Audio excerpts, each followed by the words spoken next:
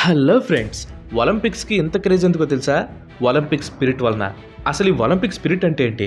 ఎఫర్ట్ని encourage చేస్తూ, human డిగ్నిటీని కాపాడుతూ, కులం మతం అనే భేదాలు లేకుండా ప్యూర్గా టాలెంట్ని బేస్ చేసుకుని స్పోర్ట్స్లో పోటీ పట్టమే ఒలింపిక్ స్పిరిట్. అందుకే 4 ఏళ్లకు ఒకసారి జరిగే ఒలింపిక్స్ని ప్రపంచ దేశాలు మొత్తం కూడా చాలా ప్రెస్టీజియస్గా తీసుకుంటాయి.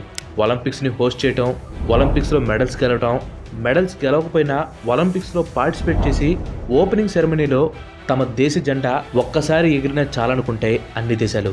సింపుల్గా చెప్పాలంటే వైలెన్స్, పాలిటిక్స్, వార్ ఇలాంటివి ఏమీ లేకుండా స్పోర్ట్స్ని ప్లాట్ఫామ్గా చేసుకుని ఎవరు గొప్ప అని ప్రూవ్ చేసుకోవడానికి బెస్ట్ ఈవెంట్ ఈ ఒలింపిక్స్. కానీ ఒలింపిక్స్లో పార్టిసిపేషన్ అంత ఈజీ కాదు. ఏ దేశమైనా సరే ఒలింపిక్ స్పిరిట్కి ఏ మాత్రం భంగం కలిగించినా ఐఓసీ ఆ దేశాల మీద బ్యాన్ విధిస్తుంది. సో ఇంతకుముందు ఒలింపిక్ స్పిరిట్ని బ్రేక్ చేసి బ్యాన్కి గురైన దేశాల గురించి ఈరోజు వీడియోలో మనం తెలుసుకుందాం. Let's get into the show. 1 second, మన వీడియో టైటిల్ ఏంటి? ఒలింపిక్స్లో బ్యాన్ అయిన కంట్రీస్ కదా. బట్ ఇక్కడ టెక్నికల్గా అసలు ఒలింపిక్స్లో ఏ కంట్రీ కూడా పార్టిసిపేట్ చేయదు. ఇది నేను చెప్తుంది కాదు, ఐఓసీ అంటే ఇంటర్నేషనల్ ఒలింపిక్ కమిటీ వాళ్ళు చెప్తుంది. అదేంటి బ్రో, మొన్ననే కదా మన ఇండియా తరపు నుంచి చాలా మంది మెడల్స్ గెలిచారు, మరి నువ్వేంటి కంట్రీస్ ఒలింపిక్స్లో పాల్గొనవు అని చెప్తున్నావు అని మీరు చాలా మంది అనొచ్చు. దానికి ఆన్సర్ ఏంటి ఇప్పుడు చెప్తాను. సో మ్యాటర్ ఏంటంటే, టెక్నికల్గా ఒలింపిక్స్లో పార్టిసిపేట్ చేసేది ఎన్ఓసీస్ అంటే నేషనల్ ఒలింపిక్ కమిటీస్. ప్రతి దేశానికి ఎన్ఓసీస్ అనేవి ఉంటాయి. ఇవి గవర్నమెంట్తో సంబంధం లేకుండా ఒలింపిక్ మ్యాటర్స్ని డీల్ చేస్తూ ఉంటాయి. ఫర్ ఎగ్జాంపుల్ మన ఇండియాని తీసుకోండి. ఇండియన్ ఒలింపిక్ అసోసియేషన్ 1927లో ఫామ్ అయింది. ఇంకా అప్పటి నుంచి ఒలింపిక్ మ్యాటర్స్ అన్నీ కూడా ఈ అసోసియేషన్ డీల్ చేస్తూ ఉంటుంది. ఎవరు ఒలింపిక్ గేమ్స్లో పార్టిసిపేట్ చేయాలనేది ఈ అసోసియేషన్ చేతిలోనే ఉంటుంది. అథ్లెట్స్ ట్రైనింగ్, కోచింగ్, ఇంకా అఫీషియల్స్ని అపాయింట్ చేయడం ఇవన్నీ కూడా ఈ అసోసియేషన్ వాళ్ళే చూసుకుంటారు.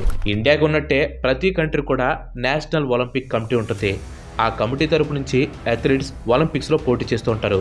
యాక్చువల్గా ఈ ఎన్ఓసీస్కి కంట్రీస్కి పెద్ద తేడా లేదు, మీరు ఎక్కువ కన్ఫ్యూజ్ అవ్వకండి. ఓకే, పార్టిసిపేట్ చేసేది కంట్రీసే, కానీ టెక్నికల్గా మాత్రం ఎన్ఓసీస్ పార్టిసిపేట్ చేస్తున్నాయని చెప్తారు. అండ్ అఫ్ కోర్స్ అఫీషియల్గా రికగ్నైజేషన్ లేని కంట్రీస్ కూడా ఎన్ఓసీస్ ఉంటాయి. అందుకే ప్రపంచంలో 195 దేశాలుంటే ఒలింపిక్స్లో మాత్రం 200 దేశాలు పార్టిసిపేట్ చేస్తాయి. 206 ఎన్ఓసీస్ పార్టిసిపేట్ చేస్తాయి. ఇక ఈ ఎన్ఓసీ గురించి పక్కన పెట్టి అసలు మ్యాటర్లోకి వద్దాం. ఒలింపిక్స్లో పార్టిసిపేట్ చేయకుండా బ్యాన్ అయిన ఎన్ఓసీ కంట్రీస్ ఏంటో ఇప్పుడు మనం చూద్దాం. 1920 ఒలింపిక్స్లో మొట్టమొదటిసారిగా బ్యాన్ అయిన దాన్ని 1920లో విధించారు. యాంట్వర్ప్లో జరిగిన 1920 ఒలింపిక్స్లో జర్మనీ, ఆస్ట్రియా, హంగేరీ, బల్గేరియా అలాగే టర్కీ మీద బ్యాన్ విధించారు. దీనికి కారణం ఈ కంట్రీ స్టార్ట్ చేసిన వరల్డ్ వారే. 1914లో మొదలై 1918 వరకు జరిగిన వరల్డ్ వార్ 1లో దాదాపుగా 2 కోట్ల మంది చనిపోయారు. ఇంతమంది చనిపోవడానికి, అసలు వరల్డ్ వార్ 1 స్టార్ట్ అవడానికి మెయిన్గా సెంట్రల్ పవర్స్ అయిన ఆస్ట్రియా, హంగేరీ, జర్మనీ, టర్కీ అలాగే బల్గేరియానే కారణం. అందుకని ఈ 5 కంట్రీస్ని 1920లో యాంట్వర్ప్ ఒలింపిక్స్ నుంచి బ్యాన్ చేశారు. నెక్స్ట్ 1920లో బ్యాన్ అయిన 5 కంట్రీస్లో జర్మనీ ఒక్కదాని మీద బ్యాన్ ఉంచి మిగతా వాటిపైన బ్యాన్ తీసేశారు. అండ్ దీనికి కారణం కూడా వరల్డ్ వారే. వరల్డ్ వార్లో అన్ని దేశాల కంటే జర్మనీ పాత్ర బాగా ఎక్కువగా ఉండటంతో ఈ బ్యాన్ని వాళ్ళు కంటిన్యూ చేయడం జరిగింది. ఇలా ఒలింపిక్స్ నుంచి బ్యాన్ చేయడంతో జర్మనీ వాళ్ళు తామే సొంతంగా ఒక ఒలింపిక్ ఈవెంట్ని జరుపుకున్నారు. ఆ ఈవెంట్ పేరు వచ్చేసి జర్మన్ కాంపాక్ట్ గేమ్స్. 1928లో జర్మనీ మీద బ్యాన్ తీసేసినా కానీ ఈ కాంపాక్ట్ గేమ్ ఈవెంట్ని 1938 వరకు వాళ్ళు కొనసాగించడం జరిగింది. నెక్స్ట్ 1948 సమ్మర్ ఒలింపిక్స్ లండన్లో జరిగాయి. వింటర్ ఒలింపిక్స్ వచ్చేసి స్విట్జర్లాండ్లో జరిగాయి.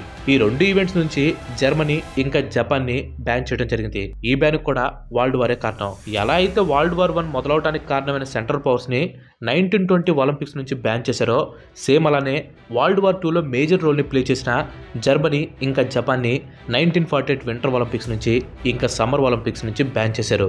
నెక్స్ట్ 1964 to 1992 దాదాపు 40 సంవత్సరాల పాటు సౌత్ ఆఫ్రికా జాతి వివక్షతో బాధపడుతోంది. 40 సంవత్సరాల పాటు సౌత్ ఆఫ్రికాలో తెల్లజాతి వాళ్ళు నల్లజాతి వాళ్ళని తొక్కేసి ఉంచి కంట్రీ మొత్తాన్ని వాళ్ళ చేతిలో ఉంచుకునేలాగా చేశారు. ఇక్కడ లాస్ కూడా తెల్లజాతి వాళ్ళకి ఒక రకంగా, నల్లజాతి వాళ్ళకి ఒక రకంగా ఉంటుంది. ఈ లాస్ అన్నింటినీ కూడా తెల్లజాతి వాళ్ళకు అనుకూలంగా ఏర్పాటు చేసుకుని ప్రతి విషయంలో నల్లజాతి వాళ్ళని తక్కువ చేసి చూసేవాళ్ళు.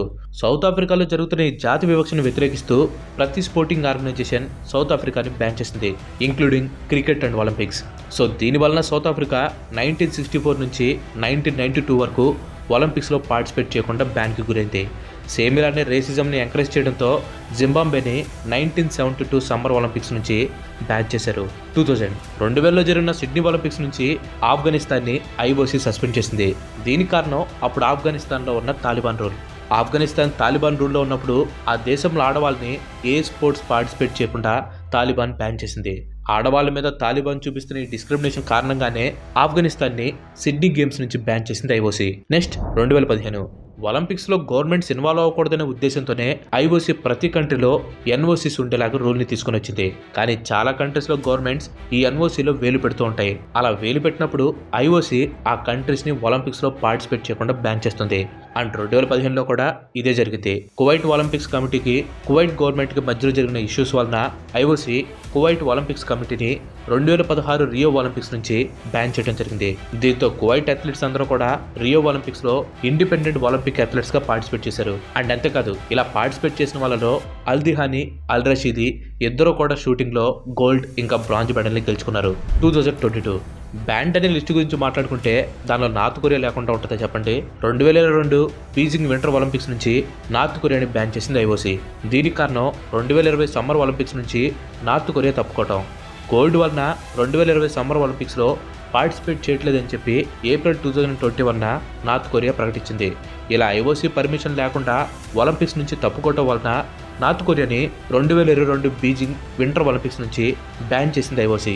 అయినా 2020 సమ్మర్ ఒలింపిక్స్ లో పార్టిసిపేట్ చేయట్లేదని ఏప్రిల్ 2021లో చెప్పడం ఏంటని చెప్పి మీకు డౌట్ అవచ్చు. యాక్చువల్గా కోవిడ్ వలన 2020లో జరగాల్సిన ఒలింపిక్స్ 2021లో జరిగాయి. 2014 2014 వింటర్ ఒలింపిక్స్ ని రష్యాలో నిర్వహించారు.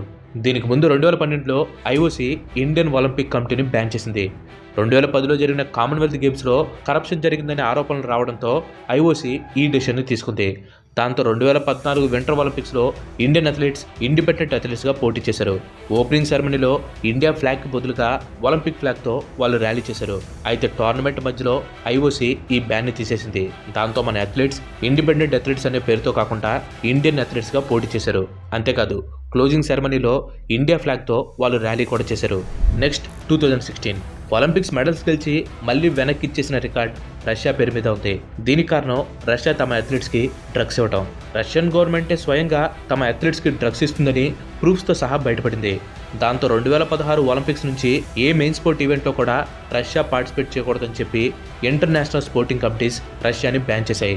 అయితే కొంతమంది రష్యన్ అథ్లెట్స్ మాత్రం ఇండిపెండెంట్ అథ్లెట్స్ గా ఒలింపిక్స్ లో పోటీ చేస్తూ వస్తున్నారు. అంటే అది కూడా స్ట్రిక్ట్ రూల్ ని ఫాలో అవుతూ.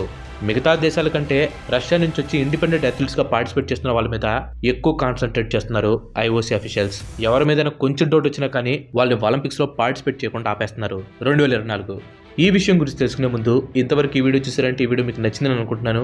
మీకు నచ్చినట్లయితే ఈ వీడియోని ఖచ్చితంగా లైక్ చేయండి. అండ్ అలాగే మీరు మన ఛానల్కి ఇంతవరకు కనుక సబ్స్క్రైబ్ అయిపోయినట్లయితే మన ఛానల్కి తప్పకుండా సబ్స్క్రైబ్ అయ్యి పక్కన ఉన్న గంటని ఆల్ ఆప్షన్ పెట్టుకోండి. ఆల్రెడీ లైక్ చేసి షేర్ చేసి సబ్స్క్రైబ్ చేసిన వారికి చాలా చాలా థ్యాంక్స్. ప్రజెంట్ జరుగుతున్న ప్యారిస్ ఒలింపిక్స్ నుంచి రష్యా ఇంకా బెలారస్ కంట్రీస్ ని బ్యాన్ చేసింది ఐఓసీ. డోపింగ్ విషయంలో ఆల్రెడీ రష్యా మీద బ్యాన్ ఉంది. కానీ ఉక్రెయిన్ మీద యుద్ధానికి దిగడంతో ఈ బ్యాన్ ని వాళ్ళు కొనసాగించారు. ఇక రష్యా ఉక్రెయిన్ వార్ లో రష్యాకి డైరెక్ట్ గా సపోర్ట్ చేస్తున్న బెలారస్ ని కూడా ఐఓసీ వాళ్ళు బ్యాన్ చేశారు. కానీ రష్యా ఇంకా బెలారస్ నుంచి కొంతమంది అథ్లెట్స్ వాళ్ళ కంట్రీ ఫ్లాగ్ ఇంకా కంట్రీ నేమ్ లేకుండా న్యూట్రల్స్ అనే పేరుతో పార్టిసిపేట్ చేయడానికి ఐఓసీ పర్మిషన్ ఇచ్చింది. ఈ న్యూట్రల్స్ విషయంలో కూడా ఐఓసీ కొన్ని కండిషన్స్ ని పెట్టింది. ఎవరైతే రష్యా ఉక్రెయిన్ వారిని పబ్లిక్ గా సపోర్ట్ చేస్తారో వాళ్ళని బ్యాన్ చేసి ఎవరైతే సపోర్ట్ చేయలేదో వాళ్ళని న్యూట్రల్ గా పార్టిసిపేట్ చేయడానికి పర్మిషన్ ఇచ్చింది. రష్యా మాత్రం ఐఓసీ విధిస్తున్న ఈ బ్యాన్ ని బాయ్కట్ లాగా మార్చాలని చెప్పి అనుకుంది. ముందుగా వారికి సపోర్ట్ చేసి ఒలింపిక్స్ నుంచి బ్యాన్ అయిన అథ్లెట్స్ కి కాంపన్సేషన్ ఇచ్చింది. న్యూట్రల్స్ గా వెళ్లి పార్టిసిపేట్ చేస్తున్న వాళ్ళ మీద దేశద్రోహులని చెప్పి ముద్ర వేసింది. అంతేకాదు 40 ఏళ్లలో రష్యా మొదటిసారిగా ఒలింపిక్స్ ని తమ దేశంలో టెలికాస్ట్ చేయట్లేదు. దీంతో పాటు తమ ప్రజల్ని ఒలింపిక్స్ నుంచి దూరంగా ఉంచడానికి నార్త్ కొరియా ఉమెన్ ఫుట్బాల్ టీంతో మ్యాచెస్ కూడా నిర్వహిస్తున్నారు. సో ఇవి గైస్ ఒలింపిక్స్ నుంచి బ్యాన్ అయిన కొన్ని కంట్రీస్. Thanks for watching. ఈ వీడియో కనుక మీరు నచ్చినట్లయితే లైక్ చేయండి, షేర్ చేయండి. అండ్ అలాగే మన నెక్స్ట్ ఎపిసోడ్ మిస్ కావద్దు అనుకుంటే మన ఛానల్కి తప్పకుండా సబ్స్క్రైబ్ అవ్వండి. ఇంకో మంచి ఎపిసోడ్లో మళ్ళీ కలుద్దాం. Till then bye bye. Have a nice day.